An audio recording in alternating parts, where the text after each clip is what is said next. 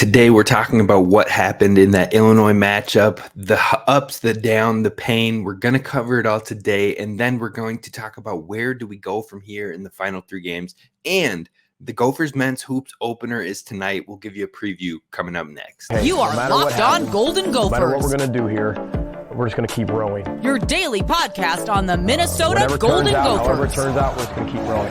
Part of the Locked On Podcast Network. Your team every day. We're just going to keep rowing, and keep rowing.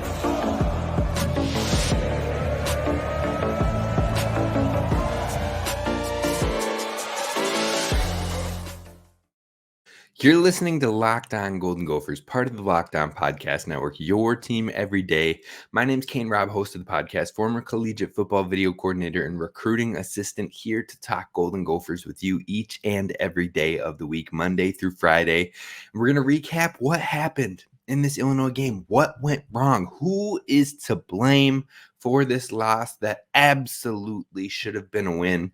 And then we'll talk about what remains for this Gophers football team in the final three games. What are we playing for at this point? Is there any chance of winning the West still? And so much more. And then finally, we'll do the home opener for the men's basketball team, which is tonight. We'll give you a quick preview on what to expect going forward. And today's show is brought to you by LinkedIn Jobs, who helps you find the right people for your team for faster and for free. Post your job for free at linkedin.com/lockedoncollege. Terms and conditions apply.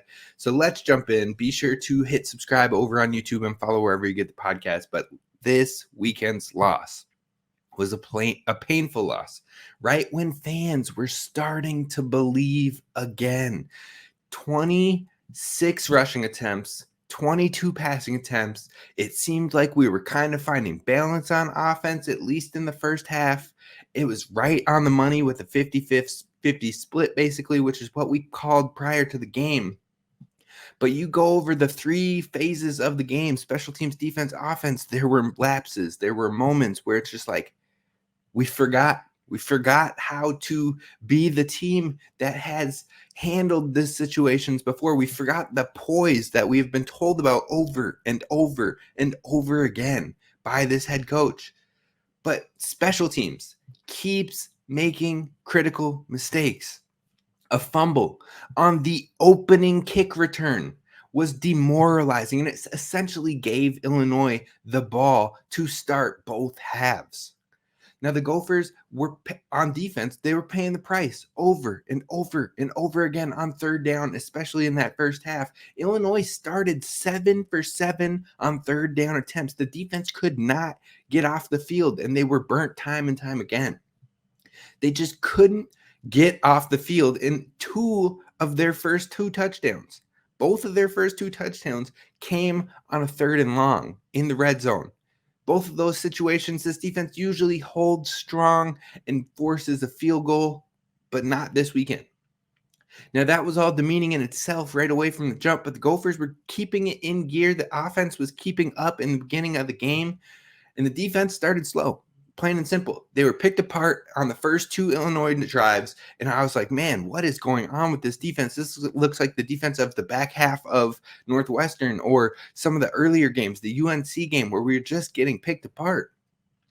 But on that third drive, the third Illinois offensive drive, the special teams comes up with a huge stop, a blocked field goal, and that lit the fire. From that moment, almost until the end of the game, the defense went on 7 of the next 8 Illinois offensive drives without giving up a score. And that one score was on a big play to a running back on a wheel route that was blocked very, very well. But Tyler Nubin got caught too far down at as the last line of defense. So the running back had enough speed to bring that one home. That was the only blemish in 8 drives after that third drive. So you're talking about a defense that got it together, a Cody Lindenberg forced fumble that was perfect timing, a Tyler Nubin interception that was perfect timing, multiple sacks. I'm talking 5 sacks we got to the quarterback 5 times, a fumble, and the Gophers get Illinois on the 4th and 11 in their own territory on the 15-yard line with a starting quarterback injured. One play to win the game. And it all went to crap. It all went to crap. Minnesota gets caught on their heels, up tempo on back-to-back plays to the backup quarterback. Then they call a timeout to get set and still get caught on their heels again in a cover 2. And the slot receiver, Isaiah Williams, second leading receiver in the Big Ten, splits the safeties, gets behind them, and ends up with a touchdown. The backup quarterback goes 3 for 3 for 85 yards and a touchdown. And Minnesota has 50 seconds to try to get back in the game, and it was no good. Pain, anger, disbelief, sadness, stress. I understand it all. A defense that forced 5 sacks, 3 fumbles, 1 interception, and held a team to under 300 total yards prior to that final drive, and then absolutely fell apart. On the flip side, the offense started out as possibly the best the offense has looked all season. Ground game, air game, spreading it around, dimes, creation from the playmakers, yards after catch. We were moving the ball. I was impressed. I was in disbelief. I was ready to come on this show and give mad props to the coaching decisions in that first half for the offense. The run option play to Zach Evans showed some creativity, working Brev into space and letting him create, putting 50-50 balls for your guys to win. Jordan Newbin's patience. I was ready to come on here and absolutely show love. But then the second half happened. We got passive. We played to protect. We played timid and conservative. And even though we remained in the game with good defense, it kept this game close. And it being close kept Illinois in the game for the knockout punch. PJ Fleck and your fellow Big Ten coaches know your tendencies. Plain and simple. No matter the change of playing callers, no matter 3 different OCs in the last 3 years, they know that if they can remain in the game, in a 1-score game, they have a chance at the end.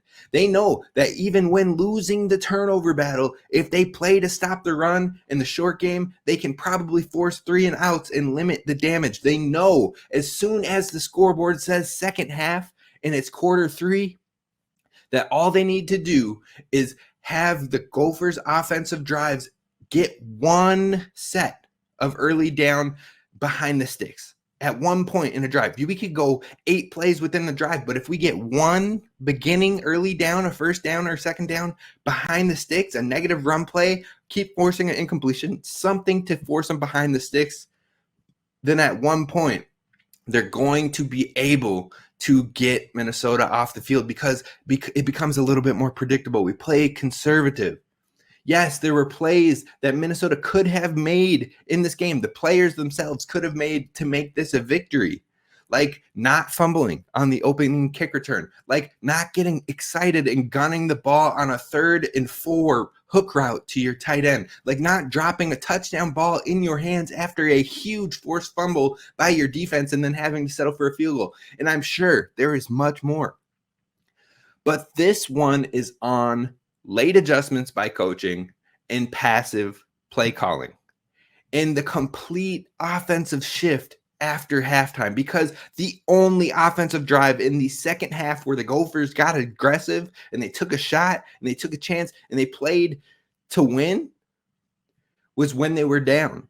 And it was the only time the Gophers scored a touchdown in that second half, because we're playing not to lose the game more than we are playing to win the game. And when you play to not lose the game, you are more likely to regret it. We did versus Northwestern, and we did against this Illinois team. And those 2 games are going to be the reason we most likely do not win the West again in the final iteration, like we've seen year after year after year. It's painful. It hurts. It stinks. But we have to turn the page. We have to move forward as a fan base, as a program. Everybody has to move on to the next one. So we're going to talk about the focus for the final 3 games of this season. That's what's coming up next. First, I want to talk to you about our friends over at Athletic Brewing Company, because Athletic Brews is the real deal, and it's time for your game changer of the week. brought to you by Athletic Brewing Company. Now, much like Cody Lindenberg, Athletic Brewing has completely changed the non-alcoholic beer game. They make non-alcoholic beers that actually taste good. Cody Lindenberg is the choice for the game player of the week because he was the game changer for us. He had 11 total tackles in his first game back without a snap count. On top of that, 1.5 tackles for loss and a clutch forced fumble that helped Minnesota take the lead late.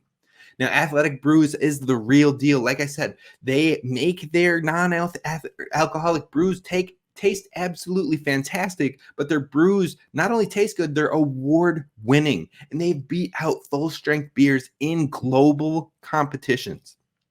They brew over 50 styles of craft non-alcoholic beer, so you don't have to give up and just say, oh, well, I mean, I liked having the variety. I liked having the different styles and whatnot. You still get that with the Athletic Brewing Company because they have 50 styles of craft non-alcoholic beer, including IPAs, golden, sours, and much more. And best of all, no hangovers. So you should go over to athleticbrewing.com and you can take advantage of a promo code Locked On for 15% off your first time order. That's right. You go to athleticbrewing.com and use promo code Locked On for 15% off your order. That's LOCKEDON at checkout for 15% off your order at athleticbrewing.com. Athletic Brewing Company and athleticbrewing.com and near beer exclusions and conditions apply. Athletic Brewing Company, fit for all times.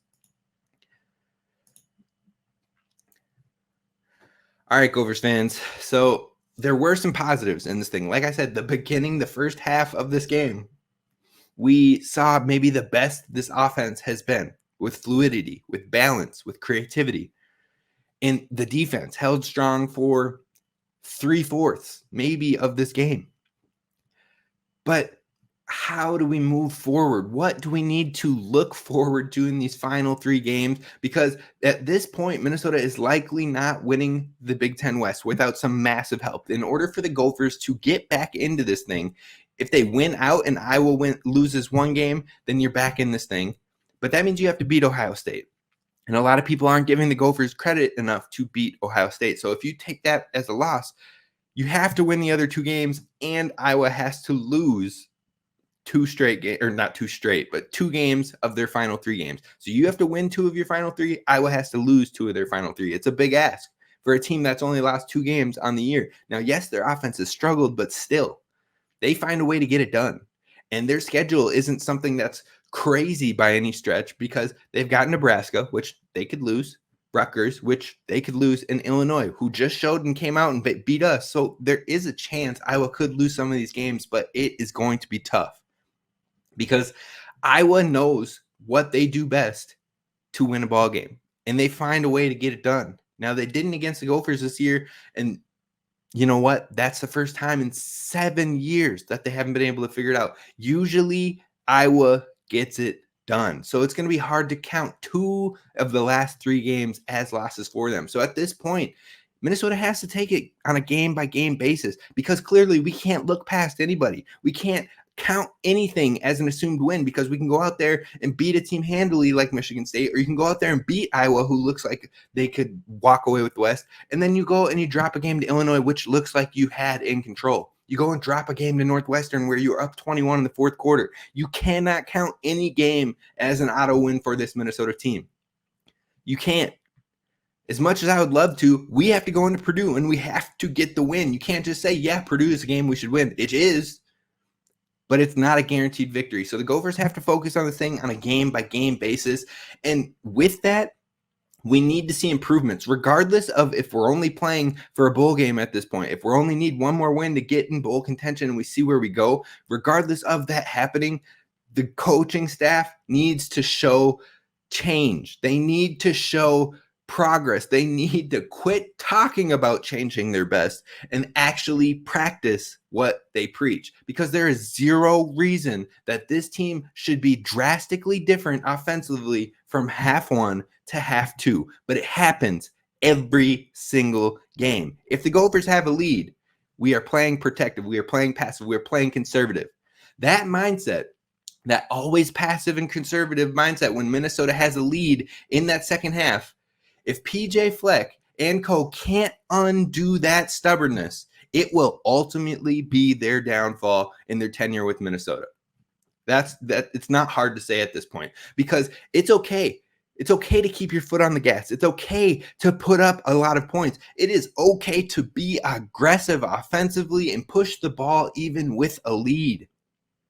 Because that conservative play on offense, yes, it has gotten us wins. It has gotten us progress. And I am very grateful for that. But at the same time, that approach is the reason we lost the Northwestern game. It's the reason why we lost that Illinois game. Plain and simple.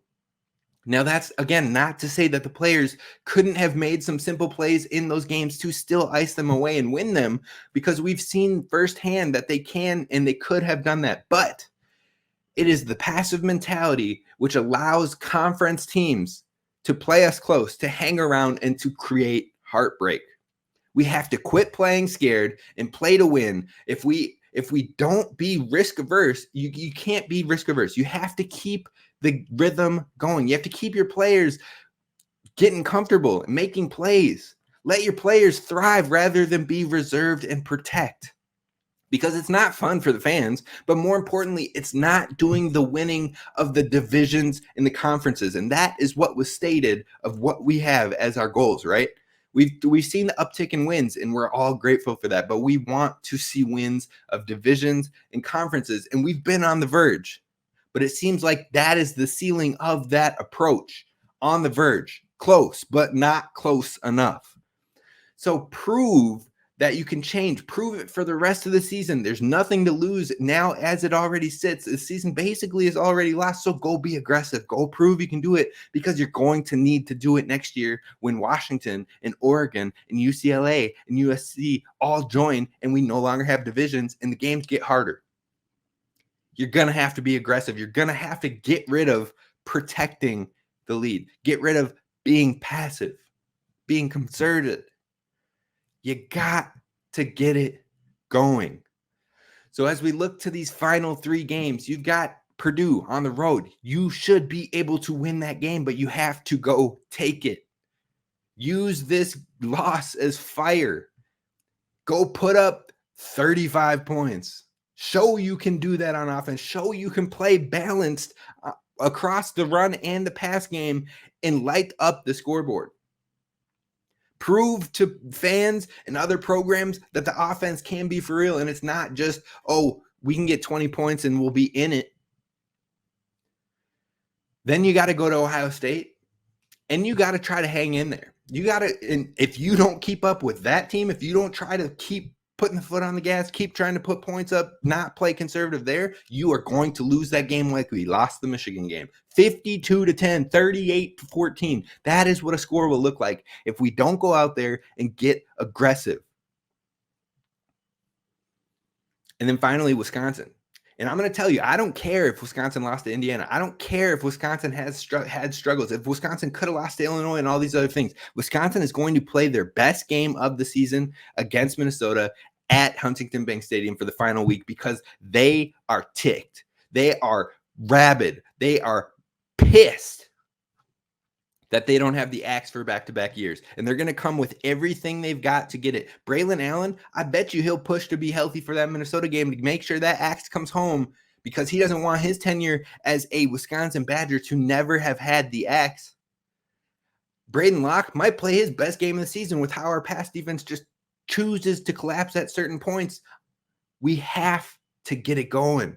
You have to be able to lay it on. And what I had said about this Illinois game, it reminded me of the Wisconsin game last year, how Johnny Newton was out the first half. And like last year, Nick Herbig was out the first half. He comes back in the second half, and all of a sudden the Badgers are gaining momentum. And it's a 1-score game down to the wire. Now, we held on to that one, but flip the other way. Johnny Newton makes a huge difference against this team in the second half, keeps the offensive line on their heels, gives tons of pressure to our quarterback. Our offense absolutely changes, and they come out with a victory because they kept it close enough, and then their backup quarterback did what had to be done. You have to stop being passive. You have to get aggressive, especially for these final 3 games, to show what could be, to show that you can actually change your best. So that's what we have to look forward to, hopefully, in these final 3 games. We'll see if it happens or if we see more of the same. Regardless, the Gophers have to get one more to find themselves in bowl contention. I'm hopeful that can at least happen. But we're going to wrap this one up with some men's basketball talk. The season opener starts tonight. So what do you need to know as the Gophers take on Bethune-Cookman? We're going to talk about that coming up next. First, I want to talk to you about our friends over at LinkedIn Jobs, because these days, every new potential hire can feel like a high-stakes wager for your small business, and it's why you 100% need to be over on LinkedIn Jobs, because you have access to the best qualified candidates available. Anytime I'm looking for a job, the first place I would look is LinkedIn, because I can easily filter through it all. I can see connections of the networking connections that I have to certain places, maybe get a referral somewhere. So LinkedIn Jobs is always where I look. That's the go-to spot. And that's why you need to put your job on LinkedIn Jobs, and LinkedIn Jobs will help you find the right people for your team faster and for free. On top of that, you get to put a purple hiring hashtag on your personal profile picture, and it helps others in your network suggest people for your position open as well. And you get things like screening questions to make it easy to focus on the right candidates with the right skills and experience, so you can quickly prioritize interviewing them and a hire. LinkedIn Jobs helps you find qualified candidates you want to talk to faster and for free. Post for free over at linkedin.com/lockedoncollege. That's linkedin.com/lockedoncollege to post about your job for free. Terms and conditions apply. All right, Gophers fans, we are talking about the men's basketball season opener, which happens tonight. And we're going to go through the guesses on the starting five, things to keep in mind, and a little bit about the opponent as well. Now, let's talk about that starting five at first. Now, if everybody's healthy, if everybody is going to have the availability to play tonight, then I think the starting five is going to be Hawkins, Carrington, Ola Joseph at the three, and then Payne and Garcia as the two bigs. Now, Payne wasn't available for the exhibition game, so if he is not available again, we saw Isaiah Enan get the start. I wouldn't be surprised to see him or Parker Fox get that start if Payne isn't available.